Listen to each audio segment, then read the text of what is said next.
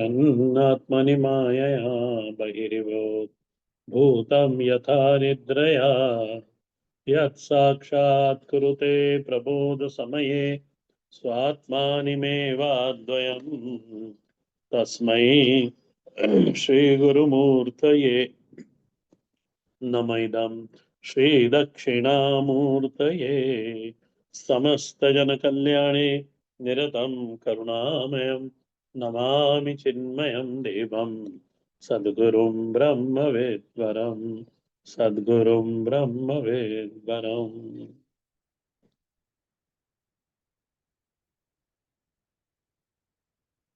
मैं अपना वीडियो बंद कर रहा हूं ताकि रिकॉर्डिंग अच्छी होगी।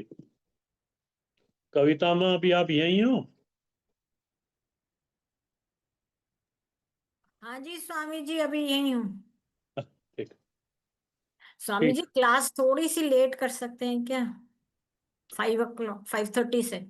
अब मैं शाम को ना, वो अंधेरा जल्दी हो जाता है, फिर मेरे पूजन का समय हो जाता है, इसलिए मैं जल्दी ले रहा हूँ।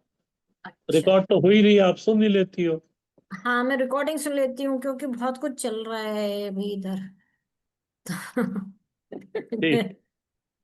अच्छा स्वामी जी। जी हरिओम। यो। हम लोग अध्याय नंबर 10 पर है। हम लोग अध्याय नंबर किसका चालू है भाई? स्पीकर बंद करो।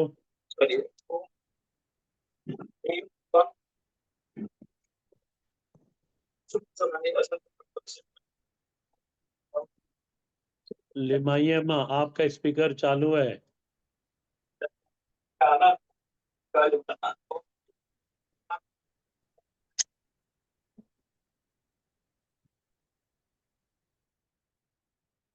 अध्याय नंबर 10 के श्लोक नंबर 4 और 5 पर हम लोग चर्चा कर रहे थे, और आज ये आखिरी चर्चा करके हम दूसरे श्लोक नंबर 6 पर जाएंगे।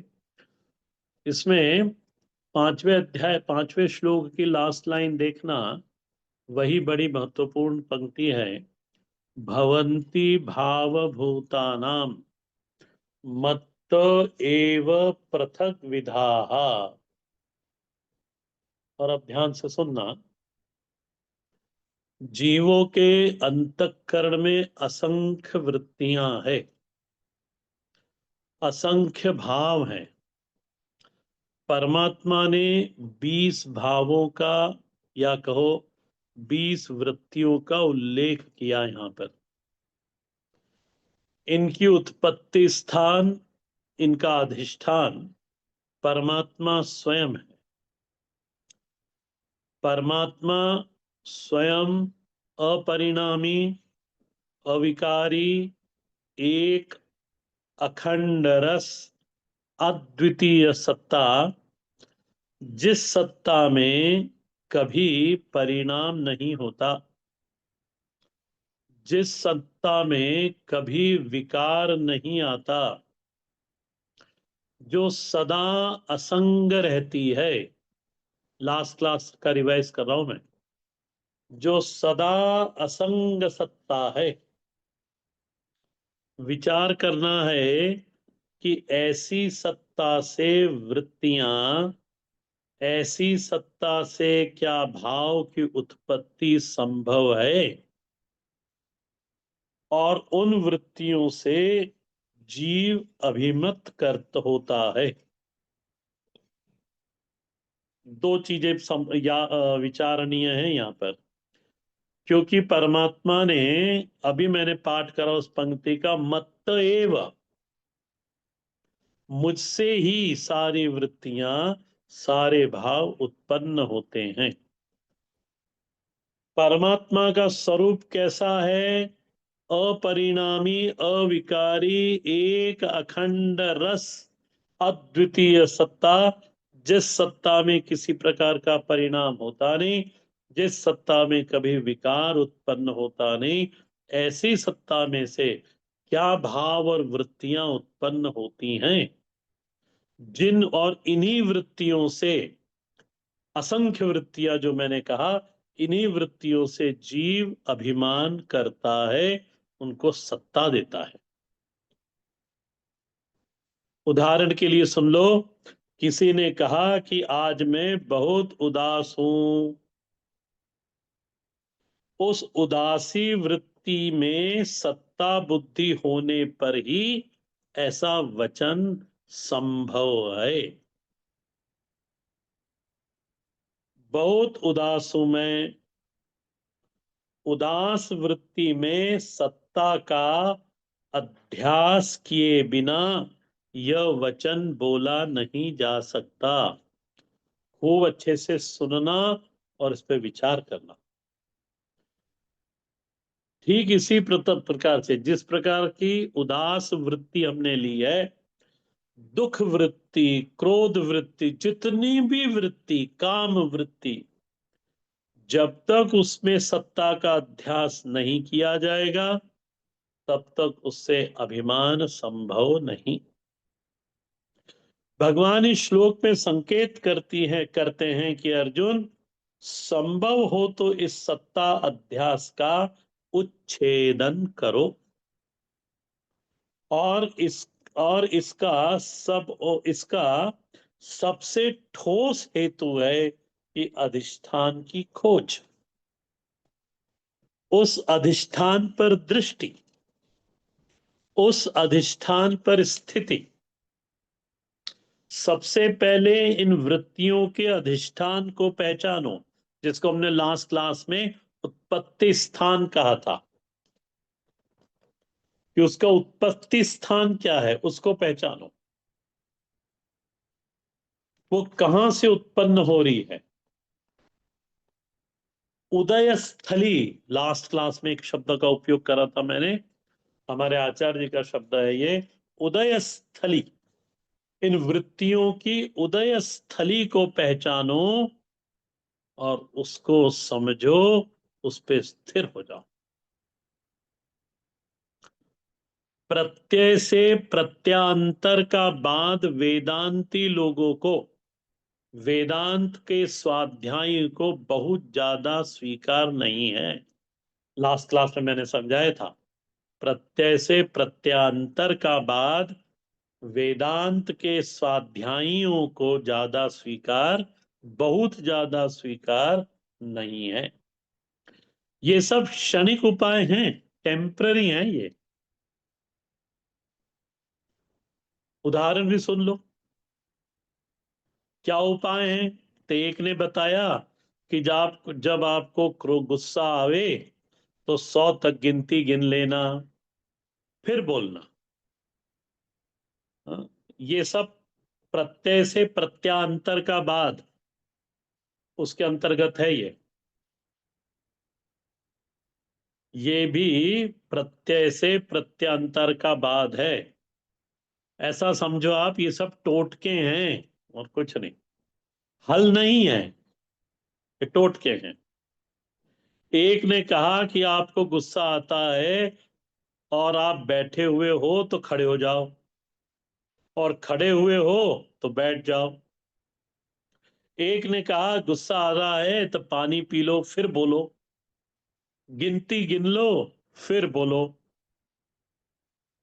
इतने में तो वह काल बाधित हो गया। वो जो गुस्सा था, जो वृत्ति आई थी, वो काल बाधित हो गई। क्योंकि वृत्ति का जो प्रथम वेग है वही प्रबल होता है। बाद में तो क्षण प्रतिक्षण वृत्ति शिथिल होती चली जाती है। ये तो सभी लोगों को सब मालूम है कि वृत्ति का जो प्रथम वेग है वही बड़ा वेगवान होता है, प्रबल होता है वो, फिर तो अपने आप शिथिल हो जाती है। तो इन सब से वेदांत का जो स्वाध्यायी प्रसन्न नहीं होता। क्यों? इसमें अविद्या बनी हुई है। सबसे प्रबल उपाय है अधिष्ठान दर्शन से अध्यास का बाद। यह उपाय वेदांत के छात्रों का होता है। सांख्य के छात्रों का यही उपाय होता है कि महाराज अधिष्ठान का दर्शन, और उस दर्शन से अध्यास का बाद। उदाहरण से समझाऊं तो मैं, रज्जु दर्शन से सर्प का बाध हो जाता है। भूछित्र मान करके सर्प का बाध नहीं होता। देखो, आप सब वेदांत के स्वाध्यायी हो। भूछिद्र, आप जानते हो उस उदाहरण को, नहीं तो मैं आगे इसको क्लियर करूंगा। रज्जु दर्शन से सर्प का बाध नहीं होता। भूछिद्र, सॉरी, रज्जु दर्शन से सर्प का बाध हो जाता है, परंतु सर्प को भूछिद्र मान करके सर्प का बाध नहीं होता। किसी ने कहा कि अरे ये तो माला है, मैंने ही थोड़ी देर पहले फेंकी थी, सूख गई थी, क्यों डरते हो इससे? ये सर्प थोड़ी, ये तो माला है, मेरी फेंकी हुई माला है। उसने कहा कि अच्छा, ये माला है। देखो, उसी समय भय की निवृत्ति तो हो गई। हाँ, भय की निवृत्ति हो गई। तो ये बौद्धों का बाद है, इसलिए दर्शन पढ़ना चाहिए, उसका भी एक आनंद है। ये बौद्धों का बाद है। क्यों बौद्धों का बाद बोल रहा हूं मैं? क्योंकि बौद्ध अधिष्ठान तो मानते नहीं। इस पे विचार करना। बौद्ध निरीश्वरवादी दर्शन है, बौद्ध शून्यवादी दर्शन है। ते अधिष्ठान तो मानते नहीं, शून्य मानते हैं। इसलिए ये प्रत्यय से प्रत्यांतर का बाद स्वीकार करते हैं बौद्ध लोग। बौद्ध अधिष्ठान मानते नहीं। वे क्या मानते हैं? प्रत्यय से प्रत्यांतर का बाद। ये उन्हीं की तरीका है। क्योंकि अब सब संसार में मिली जुली चीजें हैं ना, तो हमको यदि पढ़े नहीं तो मालूम नहीं पड़ता कि कौन कौन सा किसका विचार है। और इसलिए मनुष्य कंफ्यूज होते रहता है, हजार प्रश्न उसके बुद्धि में चलते रहते हैं। यदि खूब अच्छे से परंपरा से आचार्य से पढ़ ले तो फिर उसमें किसी प्रकार का कोई संशय बाकी रहता नहीं। वेदांत कहता है प्रत्यय से प्रत्यांतर दोनों में अविद्या है। पूर्व के प्रत्यय में भी अविद्या है, और अवान्तर जो बाद में प्रत्यय उत्पन्न हुआ उसके अंदर भी अविद्या है। यदि आपने भूछिद्र माना तो भी अविद्या है, यदि आपने सर्प माना तो भी अविद्या है, यदि आपने माला माना तो भी अविद्या है। भय की निवृत्ति तो हो जाएगी। हाँ, क्योंकि जो वस्तु, परंतु अविद्या यहाँ बनी पड़ी है क्योंकि जो वस्तु है उसका ज्ञान नहीं हुआ। जो आत्म वस्तु है, जो अधिष्ठान है, उसका ज्ञान तो इसमें हुआ नहीं। असली जो बात है, जिसको विद्वानों ने आत्यंतिक बाद कहा है, जब जिसको जानने के बाद किसी प्रकार का कोई भ्रम, कोई संशय नहीं हो सकता, वो क्या है? रज्जु दर्शन होना चाहिए। अब सावधान रहना थोड़े। रज्जु दर्शन होना चाहिए। श्लोक नंबर 5, नीचे की पंक्ति को एक बार और देख लो, जो मैंने शुरुआत में पाठ करी थी। भवन्ति भाव भूतानां मत्त एव पृथक विधाः। यहां रज्जु कौन है? इस पंक्ति को सामने रखकर विचार करना। यहां रज्जु क्या है? तो भगवान कहते हैं मत्त एव। ये रज्जु स्थानी है, परमात्मा स्वयं रज्जु स्थानी है। और सर्प स्थानी भावाहा। क्योंकि मैं संधि तोड़ रहा हूं ना, इसलिए पीछे भाव के पीछे विसर्ग लगाया है। यदि श्लोक में आप देखोगे तो वहां विसर्ग नहीं है, परंतु यदि इसको संधि तोड़कर जब बोला पढ़ाया जाता है तो फिर उसमें विसर्ग लगा रहा हूं, इसलिए मैंने भावाहा। रज्जु स्थानी मत्त एव सर्पस्थानी भावाः, उस अधिष्ठान को देखो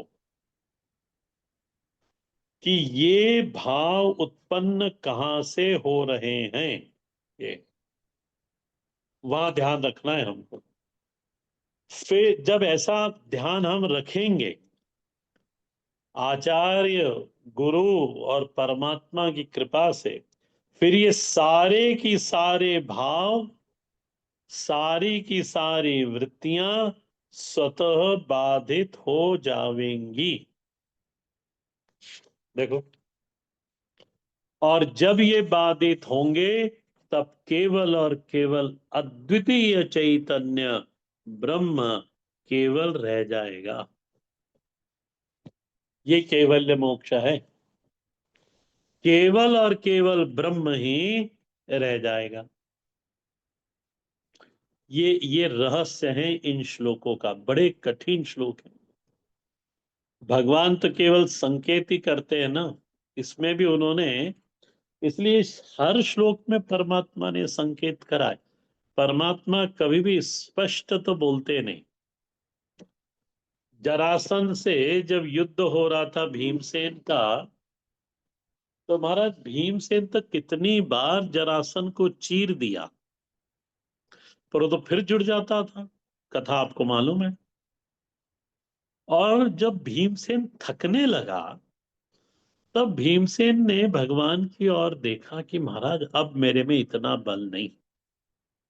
तब भगवान ने संकेत क्या करा, एक तिनका उठाया, उस तिनके को चीरा, एक तिनका इधर फेंका विपरीत दिशा में, और दूसरा तिनका विपरीत दिशा में। ध्यान देना, परमात्मा भगवान श्री कृष्ण कभी स्पष्ट नहीं बोलेंगे, वो संकेत कर देंगे। अब ये हमारी जिम्मेदारी है उन संकेत को समझना। इसलिए भगवान भाष्यकार की शरण में हम जाते हैं कि वो संकेत को समझाने वाले हैं। तो यहां पर केवल और केवल अद्वितीय चेतन रह जाएगा। ये इन दोनों श्लोकों का सार है। यहीं पर, यहीं तक मेरे को आपको इन दोनों श्लोकों को समझाना था कि अधिष्ठान दर्शन बस एक ही मां। हम वेदांतियों के पास केवल एक ही है, अधिष्ठान दर्शन, और कुछ नहीं। एक ही उपाय है, अविद्या नाश का एक ही उपाय। और उसके बाद फिर किसी प्रकार की कोई वृत्ति रूपी भ्रम रह जाएगा नहीं। फिर तो केवल और केवल भान रह जाएगा, और वो तमाशे के हम साक्षी हो जाएंगे कि महाराज ये वृत्ति आ रही है, इसको आने दो, इसको तूल नहीं दिया तो ये थोड़ी देर में अपने आप शिथिल हो जाएगी। ऐसा करके प्रारब्ध का, प्रारब्ध से जो आयु प्राप्त है, ये आयु निकल जाएगी। यदि हम किसी वृत्ति के अनुगामी हो भी गए, तो भी थोड़े दूर चलने के बाद हमको पुनः याद आ जाएगा, अरे मैं कहाँ मूर्खता करके चल रहा हूं, चलो पुनः, ये तो सब मिथ्या है, ये तो कोई सत है नहीं, इसमें हमें अभिमान करना नहीं है। साधक पुनः वापस अपने स्थान अधिष्ठान चेतन के ऊपर आ जाता है, यदि इन श्लोकों को खूब अच्छे से पढ़ा, इनके संकेत को समझ समझ लिया तो। अब हम आगे बढ़ते हैं। अब आगे बढ़ते छठे श्लोक को देखो। महर्षय सप्त पूर्वे, महर्षयः सप्त पूर्वे, चत्वारो मनवस्तथा मद्भावा मानसा जाता, येषां लोक इमां प्रजाः। देखो, अब समझना, भगवान कहाँ थे और कहाँ आए हैं।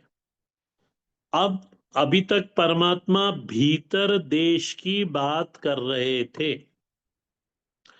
भाव और वृत्तियां कहाँ होती हैं? भीतर के देश में होती है। जीव के हमारे भीतर की बात करी भगवान ने। अब आए भगवान बहिर्देश में। भगवान बहिर्देश की चर्चा करते हैं। पहले अंतरदेश के भावों की उत्पत्ति बताई, अब बहिर्देश की बात करते हैं। बहिर्देश में दो नाम लेते हैं। वहां 20 लिए, यहां 2 नाम लेते हैं भगवान। महर्षयः, श्लोक को देखते रहना। महर्षय सप्त पूर्वे।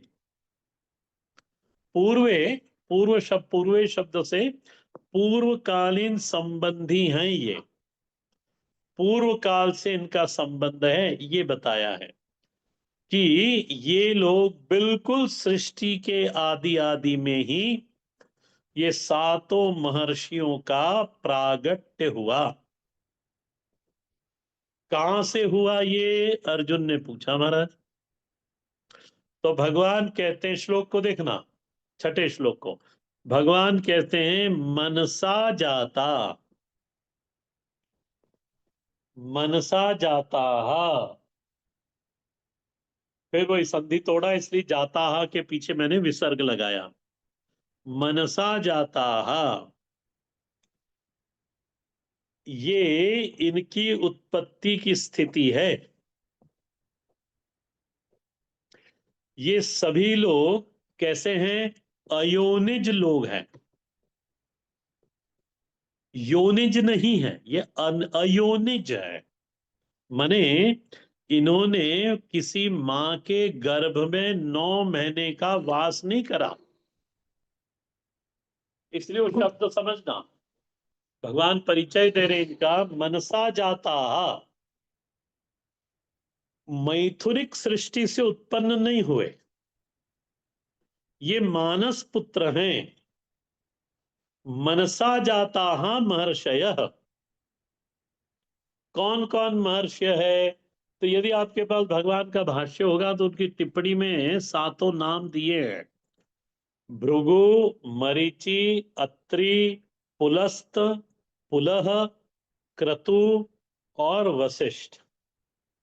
महर्षयः सप्त पूर्वे। फिर कहा चत्वारो मनवस्तथा। ठीक इसी प्रकार से 4 जो शुरू शुरू में मनु हैं, कुल मिलाकर के 14 मनु होते हैं। भागवत जी में मनवंतर की कथा में पूरे 14 मनुओं का नाम दिया हुआ है। तो कुल मिलाकर 14 मनु होते, यहां लिखा है मनु 14 हैं। अच्छा, यहां 4 मनुओं का उल्लेख है मनु तो 14, पर मूल में 4 है। 4 मनु कौन कौन से? तो कहा सावर्ण। ये मनु जो 4 मनु हैं, ये सावर्ण कहलाए जाते हैं। सभी के नामों के साथ सावर्ण शब्द लगने के कारण इनको सावर्ण कहते हैं। आप टिप्पणी में देख लेना, इनके नाम उल्लेख करा हुआ है गीता प्रेस गोरखपुर ने। सावर्णी, धर्म सावर्णी, दक्ष सावर्णी और सावर्ण्य। महाराष्ट्र में कहीं कहीं सावर्णी सरनेम भी मिलता है किसी का, सावर्ण तो मिलता है। ये भगवान कहते हैं कि अर्जुन, ये मनु भी मनसा जाता है। ये मनु भी कैसे हैं? मनसा जाता है। ये सब के सब महर्षि और मनु, ये सब मानस पुत्र हैं। अर्जुन ने प्रश्न कर लिया भगवान से, किसके मानस पुत्र हैं महाराज, और ये कौन लोग हैं? भगवान कह रहे किसके मानस पुत्र होंगे? मेरे ही मानस पुत्र हैं। मैं पढ़ा चुका हूं पहले ये। भगवान कह रहे हैं, हाँ मैं नहीं। देखो, अध्याय नंबर 10 श्लोक नंबर 2 की लास्ट लाइन, अंतिम पंक्ति। आपके सामने पुस्तक खुली है, तुरंत देख लो। लास्ट लाइन देखना, श्लोक नंबर 2, अध्याय नंबर 10, अंतिम पंक्ति। अहम आदि ही देवानाम महर्षिणाम च सर्वशः। इसको ऐसा भी बोल सकते हैं, अहम आदि ही भूतानाम। बोले मैं सबका आदि हूं। अहमेवाग्रे सब, अहमेवा अहमेव समेवाग्रे, भागवत जी में, कि सबसे पहले मैं ही था। जब सृष्टि नहीं थी अर्जुन, तब मैं था। अहम एव आसम अग्रे, आसम था, अग्रे पहले, अहम एव। और गीता जी में कैसे कहा, अहमादि ही देवानाम महर्षिणाम च सर्वशः, अहमादि ही भूतानाम। ये अहमादि भी भूतानाम, ये मैंने अपनी तरफ से, श्लोक में नहीं है। अर्जुन ने पूछा, महाराज ये कैसे उत्पन्न होते हैं, कौन लोग हैं ये? तो भगवान बोलते हैं, उत्पत्ति का हेतु बताते हुए, कि मद भावाः, मद भावाः। भगवान भाष्यकार इसको खूब बहुत सुंदर समझाते हैं। आपके सामने भाष्य खुला है, देख लेना। मद भावाः अर्थ करते हैं भगवान, उसमें ये कौन लोग हैं ये भी मालूम पड़ जाएगा। मदगत भावा वैष्णवेन सामर्थ्येन उपेता। क्या अभिप्राय हुआ इसका, कि ये जो जीव थे, ये जो जीव हैं, सॉरी थे नहीं, ये जो जीव हैं, जिनको हम सात महर्षि बुला रहे हैं, अथवा चार मनु कह के बोलते हैं, ये सब जीव कहां से उत्पन्न हुए? बोले मद भावाः, माने मेरी सामर्थ्य से संपन्न है। अच्छे से समझना, उन्हें इसको सुनना। ये सारे की सारे जीव है, तो जीव ही, हाँ, ये मेरे सामर्थ्य से संपन्न है। भगवान भाष्यकार को देख लो। मदगत मदगत भावना वैष्णवेन सामर्थ्येन उपेताः। अर्जुन को प्रश्न पड़ा, बोले आपके सामर्थ्य से संपन्न है ये? भगवान ने कहा हाँ। बोले कैसे हो गए आपके सामर्थ्य से संपन्न? है तो जीव ये, या आपके सामर्थ्य से संपन्न कैसे हो गए? अब भगवान इसको समझाते हैं, आचार्य पद समझाता है इसको। बोले पूर्व कल्प में इन जीवों ने गहरी उपासना की, मेरा ध्यान करते हैं। पूर्व काल कल्प में मेरी उपासना करते हैं, पूर्व कल्प में इन्होंने मेरी गहरी उपासना करी हुई है। और अर्जुन, उस ध्यान उपासना के परिणाम से, उस उस ध्यान और उपासना का परिणाम ये हुआ कि धीरे धीरे ये जीव वैष्णवी सामर्थ्य से संपन्न हो गए। इसका एक उदाहरण यदि आप पुराणों में पढ़ते हो या कथाएं सुनते हो, तो प्रहलाद, प्रहलाद के पिताजी ने प्रहलाद को इतना प्रताड़ा, परंतु महाराज उसको न सर्प का दंश कुछ कर पाया, न अग्नि जला पाई, न जल डुबो पाया, न उसको ऊपर से फेंका तो मरा। ये क्या था? ये गहरी ध्यान और उपासना हो, तो वैष्णवी सामर्थ्य से जिस परमात्मा, जिस देवता की हम उपासना करते हैं, उसके सामर्थ्य से संपन्न हो जाते हैं। परंतु फिर वहां पर उपासना और ध्यान गहरा होना चाहिए। तो ये जो पूर्व कल्प के जीव हैं, जिनको आज हम मनु और सब ऋषि बोल रहे हैं, ये पूर्व कल्प में मेरी उपासना और ध्यान किया करते थे। उसका परिणाम ये हुआ कि धीरे धीरे ये जीव वैष्णवी सामर्थ्य से संपन्न हो गए। भगवान भाष्यकार ने शब्द क्या दिया? मदगत भावना, माने मई गता भावना। उसमें नहीं मिलेगा आपको भाष्य में, मैं अपनी तरफ से बता रहा हूं। मदगत भावना अपनी तरफ से बता रहा हूं, यानी आचार्य से जो पढ़ा हुआ है उन्होंने बताया, मदगत, मदगत भावना है, मई गता भावना। मुझ में जो भावना इनकी बन रही है, या उनमें जो मेरी भावना बन रही है, उस भावना से ये कब हुआ? तो उस भावना से उपेत है। ये कैसे हुआ? तो पूर्व कल्प में, पूर्व शरीर में, जब ये महर्षि या मनु नहीं थे, साधारण जीव थे, तब इन्होंने गहरी उपासना करी, और उस उपासना के परिणाम से मदगत भावना वैष्णवेन सामर्थ्येन उपेता, फिर ये वैष्णव सामर्थ्य से उपेत हो गए। उपेत हो गए ने संपन्न हो गए, उपहित हो गए। ये माने क्या मतलब हुआ? कि ये जो जीव आज मनु और महर्षि बने हुए हैं, ये पूर्व कल्प के गहरे उपासक थे। ध्यान देना, ये सृष्टि में जो जहां पर बैठा हुआ है, चाहे कोई स्वर्ग में बैठा है, चाहे ऊपर के दूसरे लोकों में बैठा हुआ है, या मर्त्य लोक में हम लोग जो बने हुए हैं, उस हम लोग में भी कोई गृहस्थी है, कोई सन्यासी है, कोई स्त्री है, कोई पुरुष है, कोई अलग अलग परिस्थितियों में है। ये कोई दुर्घटना नहीं, ये कोई एक्सीडेंट नहीं है कि आज कोई मनु है, आज कोई महर्षि है। ये पूर्व पूर्व के हमारे कर्म हैं, पूर्व की हमारी उपासना है। और उपासना पूर्व कल्प में जो हमने शरीर में जो कर्म करे हुए हैं, उपासना करी है, उसके परिणाम स्वरूप आज हम लोगों की स्थिति ऐसी ऐसी है।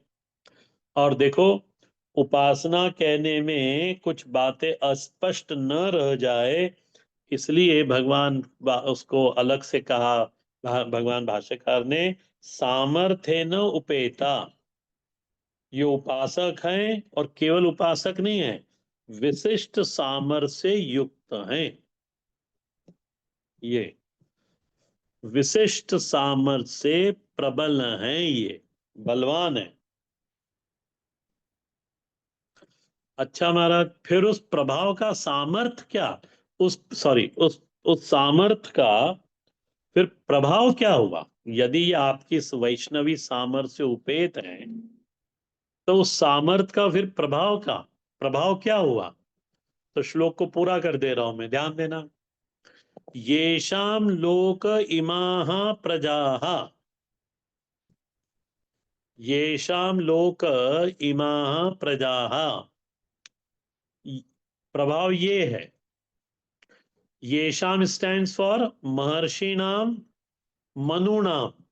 जो है महर्षि लोग हैं, कितने? 7, और मनु 4 है, 14। बोले अर्जुन, ये जो सृष्टि में जो प्रजा है, सृष्टि इन्हीं की है, और सृष्टि में प्रजा भी इन्हीं की है। और ये जो लोक हैं, ये भी इन्हीं के हैं। जो 14 भुवन है, और ये जो हमारा मर्त्य लोक है, बोले येषाम लोकाः, और इमाम प्रजा, इस लोक में रहने वाली प्रजा ये इन्हीं की है। बोले महाराज, हमने तो सुना था ये आपकी है सृष्टि। भगवान कहते, ध्यान देना, भगवान कहते हैं कि ये दुनिया मुझ पर अध्यस्त जरूर है,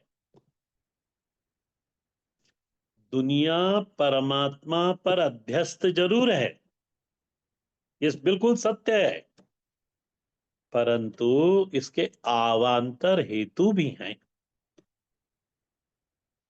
अध्यस्त तो परमात्मा पर है, नो डाउट इन दैट, पर उस सृष्टि के अवान्तर हेतु भी हैं। माया भी है, कर्म भी है। कर्मानुबंधीनि मनुष्य लोके, आएगा 15वें अध्याय में, तो पढ़ाऊंगा मैं उसको। कई अवान्तर कारण हैं इसके, वो ठीक है, बड़े साइंटिफिक है, लॉजिकल है, परंतु सारे लॉजिकल साइंटिफिक होने के बाद भी ये है मेरे ऊपर ही अध्यस्त। जिस तरह लहरें बड़ी साइंटिफिक हैं, ठीक है, होने दो, पर ये है सब जल के ऊपर अध्यस्त। यदि उसका अस्तित्व ढूंढने जाए तो कहीं कुछ मिलेगा नहीं। इसे तो मैंने एक दिन क्लास में कहा था कि सर्प रज्जू में से रज्जू पर यदि दृष्टि नहीं रही, केवल सर्प सर्प पर ही दृष्टि रही, तो लोगों का, साइंटिस्ट लोग करते क्या है, वैज्ञानिक लोग सर्प के ऊपर पीएचडी कर डालते हैं, और रज्जू महारानी बैठी रहती वैसे की वैसे। तो वो बड़ा साइंटिफिक दिखाई देता है दुनिया, परंतु अर्जुन वो दुनिया अध्यस्त मेरे पे है। फिर आवांतर तो इसके अंदर बड़ी सिस्टमेटिक कारण है, जैसे मैंने अभी बताया कि मनु महर्षि ये सब पूर्व पूर्व के कल्प में जीव थे, उपासना और कर्मों के कारण आज ये अयोनिज स्थिति में उत्पन्न हुए। हर हर महादेव। इसमें और कुछ चीज बची होगी तो मैं आगे क्लास में बता दूंगा। बाकी इसमें ज्यादा इतना भगवान बोले नहीं, पर हाँ, इसको इसके जो अभिप्राय है उसको हम आगे की क्लास में जरूर देखेंगे। भाष्य को मैंने वैसे तो पूरा कर लिया है, पर आप और देख लेना। मैं पाठ कर देता हूँ। महर्षय सप्त भर्गवादय पूर्व अतीत काल संबंधिनः चत्वारो मनवः तथा सावर्णी इति प्रसिद्धाः ते च मद्भावा मद्गत भावना वैष्णवेन सामर्थ्येन उपेता मनसा मानसा एव उत्पादिता मया जाता। उत,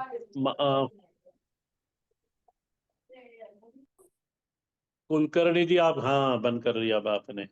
मनसा एव उत्पादिता मया जाता उत्पन्ना येषां मनूनां महर्षीणां च महर्षीणां च सृष्टिः लोका इमा स्थावर जंगमा प्रजा।